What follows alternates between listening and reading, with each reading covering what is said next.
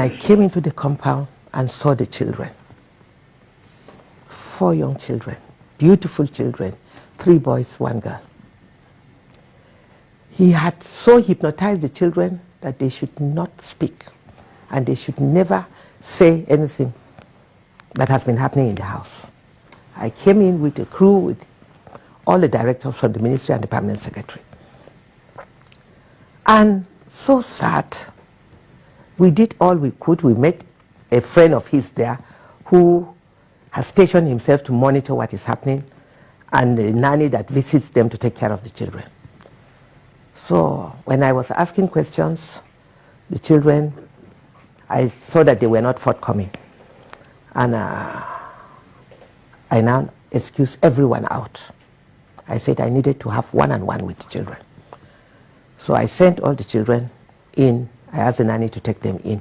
I started with the first son. I said, "Do you love your mommy?" He said, "Yes."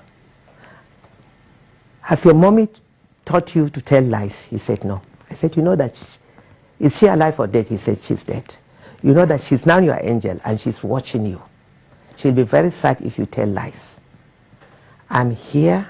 I introduced myself and I told him that the president is concerned, every Nigerian is concerned. We all join them to mourn Osinachi's death. But what we want from him is the truth.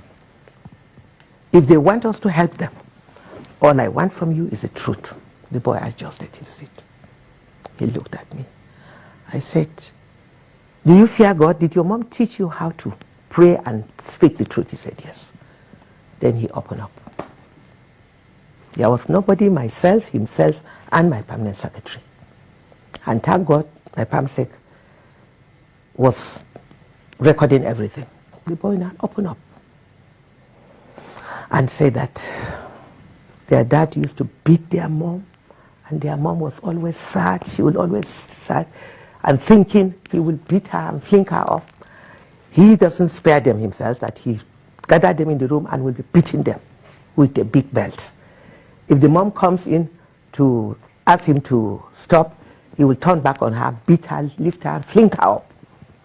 And that has always been the issue. And that they are always scared, and that he doesn't go out, he's always in the home. It's the mom that runs around. She goes for her gospel music, bring back the money. In fact, if the money is paid through cash, through a bank account, it's paid to his account. She has no account of her own. Any cash she comes back with, he collects it. And he will give just a peanut to her for feeding.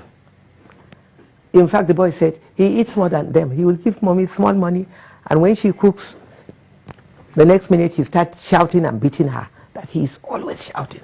And their mom was living in fear, always sitting sad. Oh, it was such a horrible story to hear from a young boy of just 12. The eldest son is 12. And because of the trauma the children went through, I asked him which class he is. He's in class 5 at the age of 12. Why? He said he can't even read. A boy of 12 years can't even read. So mentally, this child is already destroyed. Retarded, yes. Completely.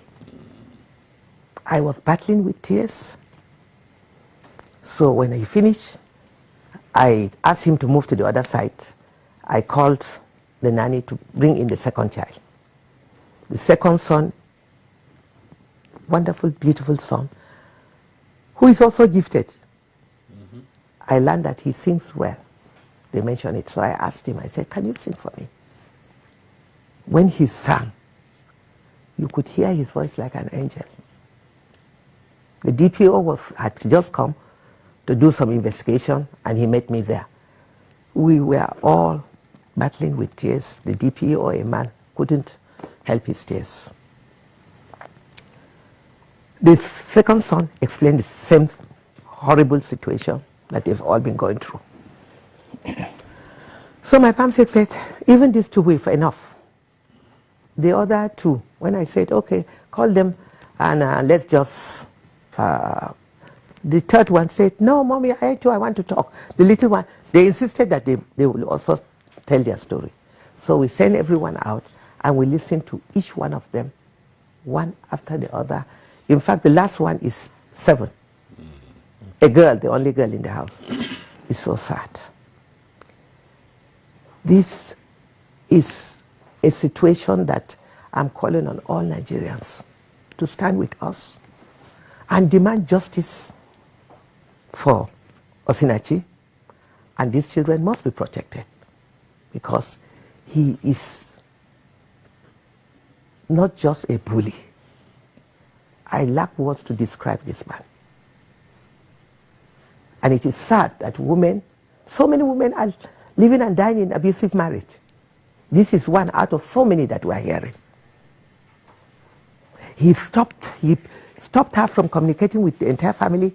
None of her brothers come to the house. None of her sisters come to the house. I learned that she has a twin sister. Nobody comes in. Even when he beat hell out of her and she was rushed to the hospital, he took her to the hospital. And when the brother had, he went there and he remained there and never allowed the brother to talk to her until she was on oxygen.